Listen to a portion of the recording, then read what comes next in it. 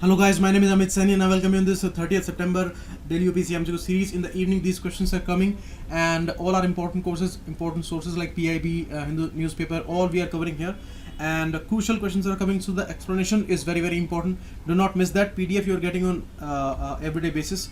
So Pocket News app is trending on Google Play, you can download that. Regarding these courses, the descriptions are given below the video. You can call on these numbers here, and here you will get the chat section, so any query you can ask, and PDF you will get here on this Facebook group, and you will also get the Telegram channels link on this page there, and you can follow me on Instagram too. First question is regarding the rupees devaluation. Means there are two things, depreciation and devaluation. As I always explain to you, that depreciation is automatic in the floating exchange rate system.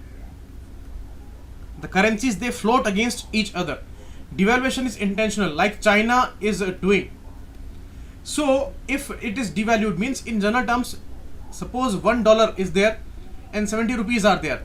If automatically it goes up, like $1 is equal to 80 rupees, then it is a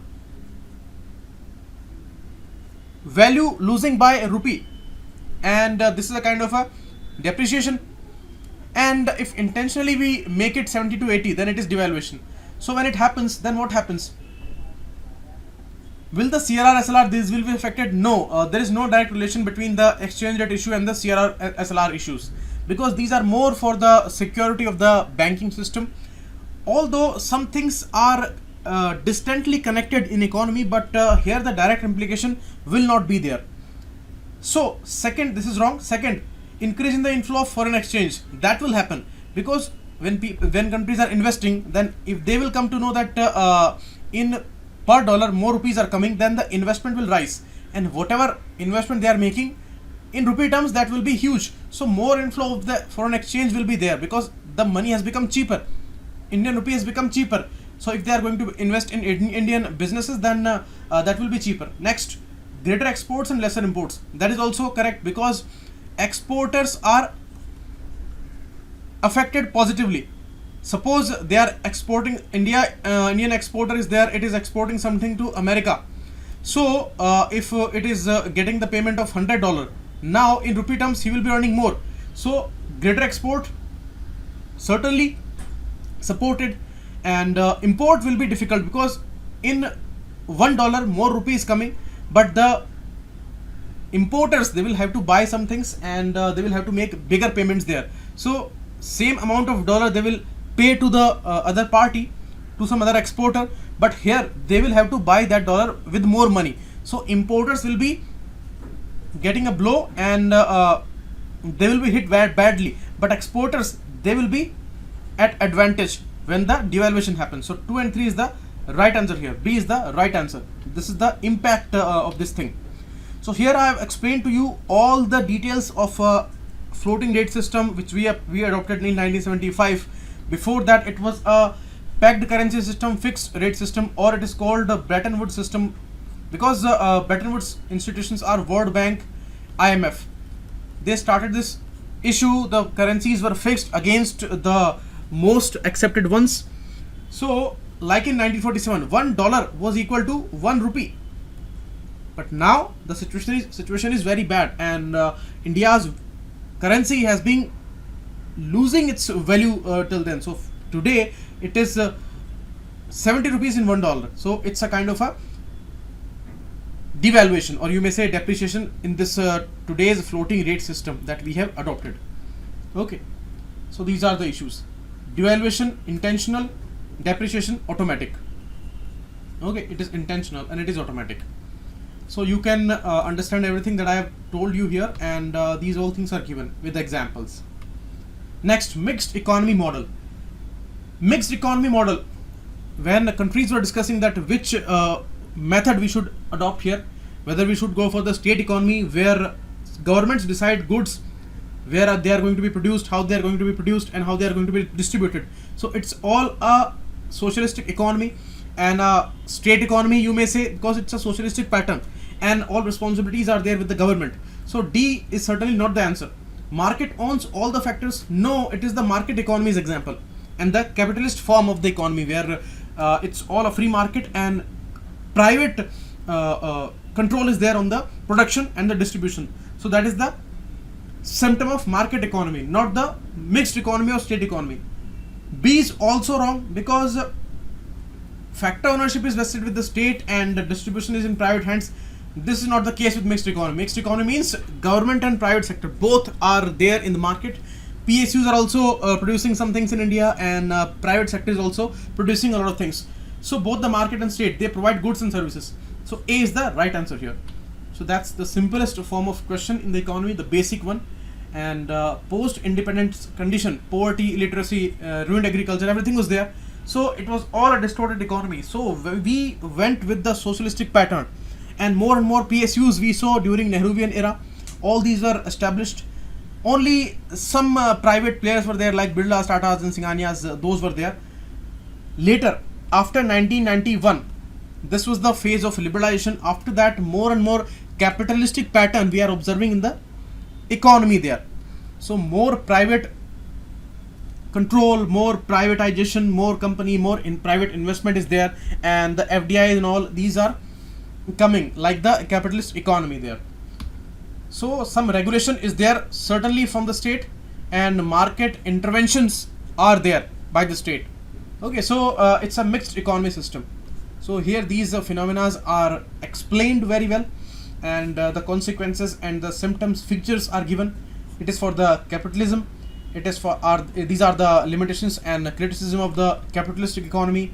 Next, the socialism, socialist economy, social equality, distribution of wealth, how these are regulated in a state economy.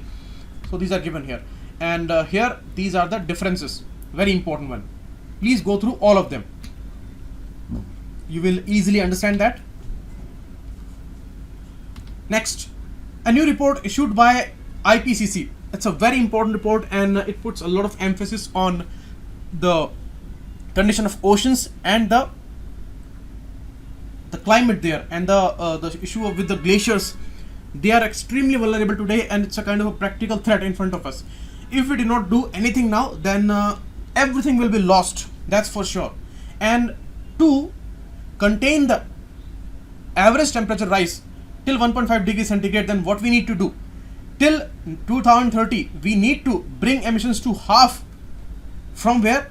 From 2010 levels, and net zero till 2050. This statement is correct. This is something that the report tells. What is net zero? But is it the condition where no emissions are there, no conventional fuel, coal uses, and only electric vehicles are running, and only renewable energy is the norm? Is it the net zero condition? No. Net zero means emissions will be there.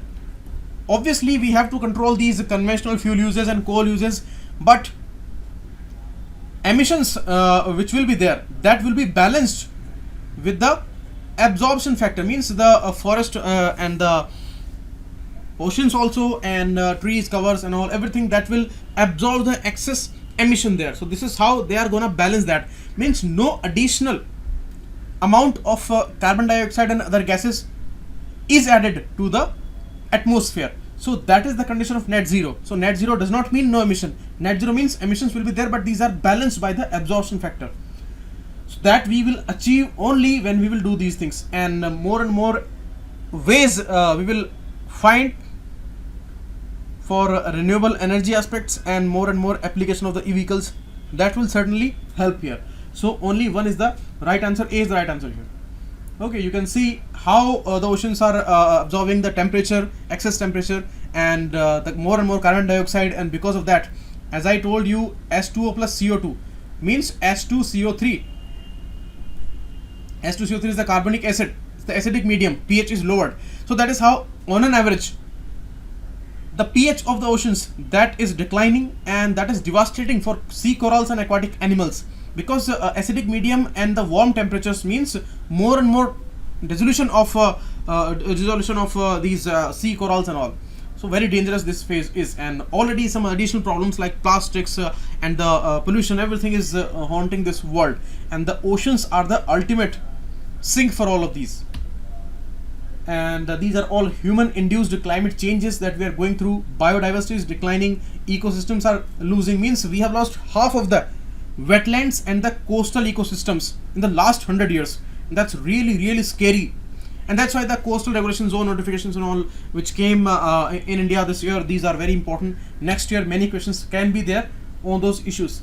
And this is the defined condition of net zero emissions, net zero stage. Okay, next, recognize this X in its trade and development report 2019. They have come up with a report, and it talks about a unitary taxation system for multinational enterprises or the companies. So which is this important group or institution, and this X is a part of UN Secretariat. UN Secretariat is one of the 6 organs of UN system, so it is part of that, but it reports to General Assembly and ECOSOC both, and it has its own membership, leadership and budget. So X is nothing else than UNCTAD, UN system, and this is trade and development cooperation. So this is an intergovernmental body, and mainly for the developing countries issues it is working there, because it was established in 1960s, and at that time GATT was there, WTO was not there. These Bretton Woods institutions were there, like the World Bank and IMF. These are Bretton Woods institutions, World Bank and IMF. So these were not sufficiently working towards the issues of developing countries. So UNCTAD became as an important body, and you must have heard about the GSP system, which became a highlight in this year. So GSP implication and this issue related to developing countries, that was also championed by UNCTAD body. So that's why UNCTAD is very important for this year. So C is the answer here, and you can see the issue is very important. The unitary taxation system for MNCs. What happens? These rules, which are 80 years old now, what they did, they are taking the branches of MNCs in different countries as specific entities, different entities. So different taxation systems are there. Means Google is a single company, but the offices are there in many countries, so they are taken as different entities. So different tax patterns are there. So countries they attract investments, so they give many exemptions and loopholes are there. So ultimately what happens, MNCs take advantage of tax havens and many loopholes, and ultimately countries are stripped of their taxes. According to some reports, they have lost more than $50 billion in taxes. So that's why, because of these old rules, there are many problems, and that's why they propose that there must be a global system, global taxation system, and that should be unitary. And that's really an important proposal, and UNCTAD has given in its report, that's Trade and Development Report 2019. Okay, so that's a really important issue. And regarding the this UNCTAD, Conference on Trade and Development, established in 1964. Who established it? The General Assembly established it, and it reports to Assembly also. But today it's a part of UN Secretariat. That's important. But still it reports to General Assembly and ECOSOC both. And GSP was an important issue under UNCTAD's working. So this is all, and the new International Economic Order, which is mainly based on the Asian countries' growth and all, and the developing countries and their concerns. So UNCTAD is closely associated with the idea of a new International Economic Order.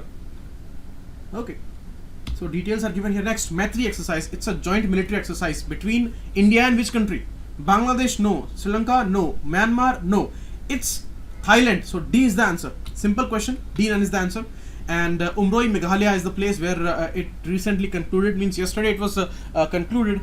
And Indo-Thailand joint exercise. And you may see this data appeared in PIB section. Next, IPCC. As I just explained to you, IPCC gave its report. So you see special reports it gives, and it does not do anything as an individual research of IPCC. It is not like that. IPCC does not do any field research or something like that. It assesses other reports. So it brings out assessment reports. So total 5 reports it has given till now. In 2015, in COP 21 of UNFCCC, it gave the last report, 5th assessment report, AR5. AR6 is in preparation, and it will be out by 2021-22. So it is going to be the most detailed one, most important one, most shocking one, and realistic one according to the experts. Right now the important meeting is going on in India and many scholars and experts, they are here, they are discussing issues, and they are collecting data from all over the world. So second statement is correct, is wrong, because 5 reports till date they are with us, and it was not established by UNFCCC. Although the main issue is the climate change and its goals, but it was established in 1988, and UNFCCC was established after the Rio Summit of 1992. So it was 1994, I think, when UNFCCC was established, and IPCC was established by UNEP plus World Meteorological Organization, WMO. These two established it in 1988. So first is also wrong. So D, none is the answer, and you can go through the details here. This lead authors meeting of IPCC that is going on, and many experts, more than 200 experts, authors, they are participating here from 65 countries. So that's really, really important. And our Environment Ministry is actually organizing this event there, and that's going on. So many reports are out by IPCC. So this is all today. We will meet again tomorrow, and the details are given here. We will get the PDF now. Thanks a lot.